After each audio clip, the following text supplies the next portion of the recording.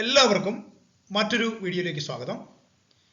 ഇന്ന് project management part 2 പഠിക്കുന്നത് faces of project management ആണ്. പ്രോജക്റ്റ് മാനേജ്മെന്റിന്റെ വിവിധ ഘട്ടങ്ങളെ സംബന്ധിച്ചാണ് നമ്മൾ വിശദമായിട്ട് പഠിക്കുന്നത്. പ്രോജക്റ്റ് മാനേജ്മെന്റ് ഫേസസ്, പ്രോജക്റ്റ് മാനേജ്മെന്റിന്റെ 6 ഘട്ടങ്ങളെ സംബന്ധിച്ച് നമുക്ക് പഠിക്കാം. അതിൽ ആദ്യത്തേത് പ്രോജക്റ്റ് ഐഡന്റിഫിക്കേഷൻ എന്നാണ്. എന്താണ് പ്രോജക്റ്റ് ഐഡന്റിഫിക്കേഷൻ എന്ന് നമുക്ക് നോക്കാം. Project identification, it is the first step in the process of starting A new enterprises. ഒരു പുതിയ സംരംഭം ആരംഭിക്കുന്നതുമായി ബന്ധപ്പെട്ട പ്രക്രിയയുടെ ആദ്യ ഘട്ടമാണ് പ്രോജക്റ്റ് ഐഡന്റിഫിക്കേഷൻ എന്ന് പറയുന്നത്. It is concerned with the purpose of location of possible opportunities for investment. ഇത് സാധ്യമായ നിക്ഷേപ അവസരങ്ങൾ കണ്ടെത്തുക എന്ന ഉദ്ദേശവുമായി ബന്ധപ്പെട്ടിരിക്കുന്നു. In project identification there is a general evaluation of the various investment opportunities and selection of a few opportunities for further analysis. Project identification എന്ന ഘട്ടത്തിൽ വിവിധ നിക്ഷേപ സാധ്യതകളുടെ പൊതുവായ മൂല്യനിർണ്ണയവും കൂടുതൽ വിശകലനത്തിനായി ചില നിക്ഷേപ സാധ്യതകൾ തിരഞ്ഞെടുക്കുന്നതുമായി ബന്ധപ്പെട്ടിരിക്കുന്നു. ഇതാണ് പ്രോജക്റ്റ് ഐഡന്റിഫിക്കേഷനുമായിട്ട് ബന്ധപ്പെട്ട കാര്യങ്ങൾ. രണ്ടാമത്തെ ഘട്ടം എന്ന് പറയുന്നത് പ്രോജക്റ്റ് ഫോർമുലേഷൻ എന്ന ഘട്ടമാണ്. നമുക്ക് നോക്കാം. പ്രോജക്റ്റ് രൂപീകരണവുമായിട്ട് ബന്ധപ്പെട്ട ഘട്ടം നമുക്ക് പരിശോധിക്കാം. അതിൽ during the stage the project ideas are translated into concrete project. Project ആശയങ്ങൾ ഒരു കോൺക്രീറ്റ് പ്രോജക്റ്റിലേക്ക് പരിവർത്തനം ചെയ്യപ്പെടുന്ന ഒരു ഘട്ടമാണ് പ്രോജക്റ്റ് ഫോർമുലേഷൻ എന്ന ഘട്ടം. പ്രോജക്റ്റ് ആശയങ്ങൾ ഒരു കോൺക്രീറ്റ് ആയിട്ട് ഉള്ള ഒരു പ്രോജക്റ്റിലേക്ക് അല്ലെങ്കിൽ ദൃഢമായ പ്രോജക്റ്റിലേക്ക് പരിവർത്തനം ചെയ്യപ്പെടുന്ന ഒരു ഘട്ടമാണ് പ്രോജക്റ്റ് ഫോർമുലേഷൻ എന്ന ഘട്ടം. The various viabilities and feasibilities of a project are looked into at this stage. ഈ ഘട്ടത്തിൽ പ്രോജക്റ്റിന്റെ പല തരത്തിലുള്ള പ്രായോഗികതയും അല്ലെങ്കിൽ സാധ്യതയും, ഫീസിബിലിറ്റി കൊണ്ട് ഉദ്ദേശിക്കുന്നത്, അതുപോലെ പ്രവർത്തനക്ഷമതയും വയബിലിറ്റിയും ഇവിടെ എക്സാമിൻ ചെയ്യപ്പെടുന്നു, പരിശോധിക്കപ്പെടുന്നു. Project formulation involves a step-by-step investigation and development of a project idea. ഒരു പ്രോജക്റ്റ് ആശയത്തിന്റെ സ്റ്റെപ്പ് ബൈ സ്റ്റെപ്പ് ആയിട്ടുള്ള പടിപടിയായിട്ടുള്ള അന്വേഷണവും അതിന്റെ ഡെവലപ്മെന്റ് അല്ലെങ്കിൽ അതിന്റെ വികാസവുമായിട്ട് പ്രോജക്റ്റ് ഫോർമുലേഷൻ ബന്ധപ്പെട്ടിരിക്കുന്നു എന്നർത്ഥം. The aim of project formulation is to achieve the project objectives at a minimum cost by optimum utilization of resources. Project ഫോർമുലേഷന്റെ എയിം എന്തെന്നാൽ കുറഞ്ഞ ചെലവിൽ വിഭവങ്ങളെ ഏറ്റവും നല്ല രീതിയിൽ വിനിയോഗിച്ച് പ്രോജക്റ്റ് ഒബ്ജക്റ്റീവ് നേടിയെടുക്കുക എന്നതാണ്. This requires pooling together the expertise of people familiar with the formulation strategies, financial analysis, technical analysis and project design. ഇതിന് ലക്ഷ്യങ്ങൾ നേടിയെടുക്കുന്നതിന് വേണ്ടി ഇതിന് രൂപീകരണ തന്ത്രങ്ങൾ, ഫോർമുലേഷൻ സ്ട്രാറ്റജീസ്, സാമ്പത്തിക അവലോകനങ്ങൾ, ഫിനാൻഷ്യൽ അനാലിസിസ്, സാങ്കേതിക അവലോകനങ്ങൾ, ടെക്നിക്കൽ അനാലിസിസ്, അതുപോലെ പ്രോജക്റ്റ് ഡിസൈൻ, പ്രോജക്റ്റ് രൂപകൽപ്പന എന്നിവയുമായിട്ട് പരിചയമുള്ള വ്യക്തികളുടെ വൈദഗ്ധ്യം, എക്സ്പെർട്ടൈസ് ഒരുമിച്ച് കൊണ്ടുവരേണ്ടുന്ന ഒരു പ്രവർത്തനം ഇവിടെ ആവശ്യമാണ്. അടുത്ത ഘട്ടമാണ് മൂന്നാമത്തെ ഘട്ടം, project appraisal or project evaluation എന്ന ഘട്ടമാണ്. നമുക്ക് നോക്കാം. It means the assessment of a project. ഒരു പ്രോജക്റ്റിന്റെ വിലയിരുത്തൽ എന്നതാണ് ഇവിടെ അർത്ഥമാക്കുന്നത്. It is a critical and analytical evaluation of the project from different angles. ഈ ഘട്ടത്തിൽ വ്യത്യസ്തമായ കോണുകളിൽ നിന്നും ഒരു പ്രോജക്റ്റിനെ ക്രിട്ടിക്കലായും അനലിറ്റിക്കലായും ഇവിടെ മൂല്യനിർണ്ണയം നടത്തുന്നു. Project appraisal identifies and values the expected cost and benefits of a project. ഒരു പ്രോജക്റ്റിന്റെ പ്രതീക്ഷിക്കുന്ന ചെലവും അതിൻ്റെ പ്രയോജനവും കണ്ടെത്തി മൂല്യം നിർണ്ണയിക്കുന്ന ഒരു ഘട്ടമാണ് ഈ പ്രോജക്റ്റ് അപ്രൈസൽ എന്ന ഘട്ടം. Project appraisal comprises of technical appraisal, financial appraisal, organizational appraisal, managerial appraisal, commercial appraisal, economic appraisal, legal appraisal, ecological appraisal.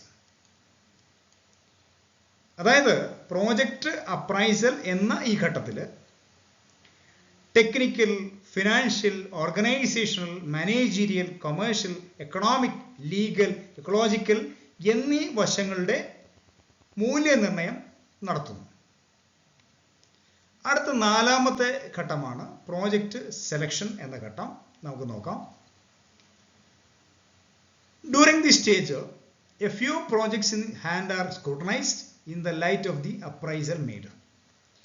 ഈ ഘട്ടത്തിൽ പ്രോജക്റ്റ് അപ്രൈസൽ നിർവഹിച്ചതിൻ്റെ വെളിച്ചത്തിൽ കൈവശമുള്ള ഏതാനും പ്രോജക്ട്സുകളുടെ സൂക്ഷ്മ പരിശോധനയായിട്ട് ബന്ധപ്പെട്ടിരിക്കുന്നു.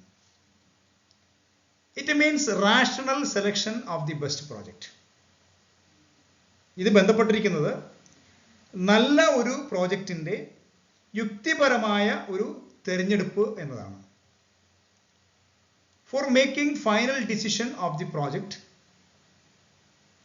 size of the investment, location of the project, technology to be adopted, equipments to be procured, availability of power and water etc.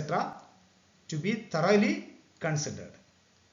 അതായത് ഒരു അന്തിമ തിരഞ്ഞെടുപ്പ് തീരുമാനം കൈക്കൊള്ളുന്നതിന് മുമ്പ്, ഒരു പ്രോജക്റ്റിനെ തിരഞ്ഞെടുക്കുന്നതിന് മുമ്പ് അല്ലെങ്കിൽ തിരഞ്ഞെടുക്കുന്ന സമയത്ത് നിക്ഷേപത്തിൻ്റെ വ്യാപ്തി, പ്രോജക്റ്റ് ലൊക്കേഷൻ, സ്വീകരിക്കേണ്ട സാങ്കേതിക വിദ്യ, പ്രൊക്വയർ ചെയ്യേണ്ട എക്യുപ്മെന്റ്സുകൾ, പവർ, വാട്ടർ എന്നിവയുടെ ലഭ്യത, ഇവയൊക്കെ വിശദമായിട്ട് പരിശോധിച്ച ശേഷമാണ് ഒരു പ്രോജക്റ്റ്, നല്ലൊരു പ്രോജക്റ്റിനെ യുക്തിപരമായ രീതിയിൽ തിരഞ്ഞെടുക്കുന്നത്. അതുമായി ബന്ധപ്പെട്ടതാണ് പ്രോജക്റ്റ് സെലക്ഷൻ കൊണ്ട് ഉദ്ദേശിക്കുന്നത്. പ്രോജക്റ്റ് മാനേജ്മെന്റിന്റെ അഞ്ചാമത്തെ ഘട്ടമായ പ്രോജക്റ്റ് റിപ്പോർട്ട് അഥവാ ഫീസിബിലിറ്റി റിപ്പോർട്ടിനെ സംബന്ധിച്ച് നമുക്ക് നോക്കാം. എന്താണ് പ്രോജക്റ്റ് റിപ്പോർട്ട് അല്ലെങ്കിൽ ഫീസിബിലിറ്റി റിപ്പോർട്ട് എന്നും പരിശോധിക്കാം. A project report is an authentic document that contains all information in relation to an investment proposal. ഒരു നിക്ഷേപ നിർദ്ദേശവുമായിട്ട് ബന്ധപ്പെട്ട എല്ലാ വിവരങ്ങളും അടങ്ങിയിരിക്കുന്ന ഒരു ആധികാരികമായിട്ടുള്ള ഒരു ഡോക്യുമെന്റ് ആണ് പ്രോജക്റ്റ് റിപ്പോർട്ട് എന്ന് പറയുന്നത്. It includes the details regarding activities to be performed for completion of the project and also its technical, financial, economic and social viabilities. ഇതിൽ ഈ റിപ്പോർട്ടിൽ ഒരു പ്രോജക്റ്റ് പൂർത്തിയാക്കുന്നതിന് വേണ്ടി നിർവഹിക്കേണ്ട പ്രവർത്തനങ്ങളും അതിൻ്റെ technical, financial, economic and social viabilities ഒക്കെയായിട്ട് ബന്ധപ്പെട്ട എല്ലാ വിവരങ്ങളും ഇതിൽ അടങ്ങിയിരിക്കും. It is a documentation of the working plan for implementation of a project. ഇത് ഒരു പ്രോജക്റ്റിന്റെ നടത്തിപ്പുമായി ബന്ധപ്പെട്ട പ്രവർത്തന പദ്ധതി അഥവാ വർക്കിംഗ് പ്ലാനിന്റെ പ്രാമാണീകരണമാണിത്, അതായത് ഡോക്യുമെന്റേഷൻ ആണിത്. അപ്പോൾ ഇത് ഒരു പ്രോജക്റ്റിന്റെ നടത്തിപ്പുമായി ബന്ധപ്പെട്ട പ്രവർത്തന പദ്ധതി അല്ലെങ്കിൽ വർക്കിംഗ് പ്ലാനിന്റെ ഒരു പ്രാമാണീകരണമാണിത്, അതായത് ഡോക്യുമെന്റേഷൻ ആണ് ഈ പ്രോജക്റ്റ് റിപ്പോർട്ട് എന്ന് പറയുന്നത്. അടുത്ത ആറാമത്തെ ഘട്ടമാണ് project implementation and follow up എന്നതാണ്. നമുക്ക് നോക്കാം എന്താണെന്ന്. Project implementation and follow-up.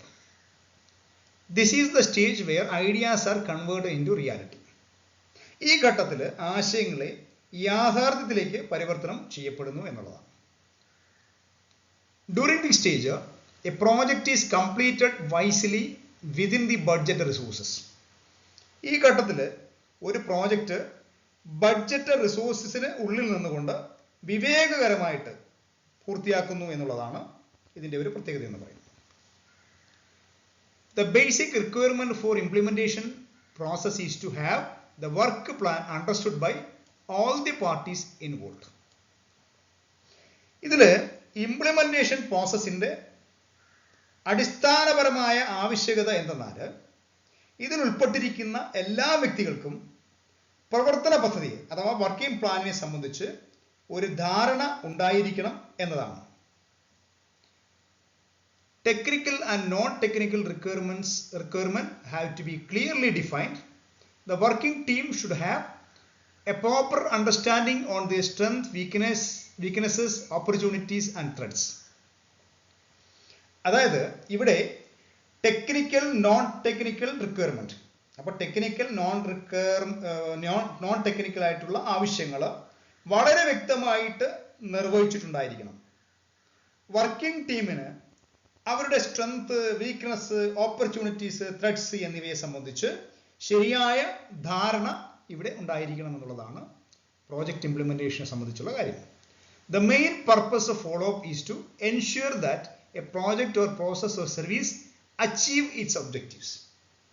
ഫോളോഅപ്പിന്റെ പ്രധാന ഉദ്ദേശം എന്ന് പറയുന്നത് പ്രോജക്റ്റ്, പ്രോസസ്സ് അല്ലെങ്കിൽ സർവീസ് അതിന്റെ ലക്ഷ്യം പൂർത്തീകരിക്കുന്നുണ്ട് എന്ന് ഉറപ്പുവരുത്തുകയാണ് എന്നുള്ളതാണ്. അടുത്ത അവസാനത്തെ ഘട്ടമാണ് മാനേജ്മെന്റ് എന്ന് പറയുന്നത്. എന്താണ് നമുക്ക് നോക്കാം. At this stage the managerial functions of planning, organizing, staffing, directing and controlling begin. ഈ ഘട്ടത്തിൽ ആണ് മാനേജീരിയൽ ഫംഗ്ഷനുകളായ planning, organising, staffing, directing, controlling എന്നിവ ആരംഭിക്കുന്നത്. This results in the judicious, efficient and effective operation of the project. ഒരു പ്രോജക്റ്റിന്റെ വിവേകപരമായ ഫലപ്രദമായ കാര്യക്ഷമമായ പ്രവർത്തനം ഈ ഘട്ടത്തിലൂടെ സാധ്യമാകുന്നു എന്നുള്ളതാണ് പരാമർശിച്ചിട്ടുള്ളത്.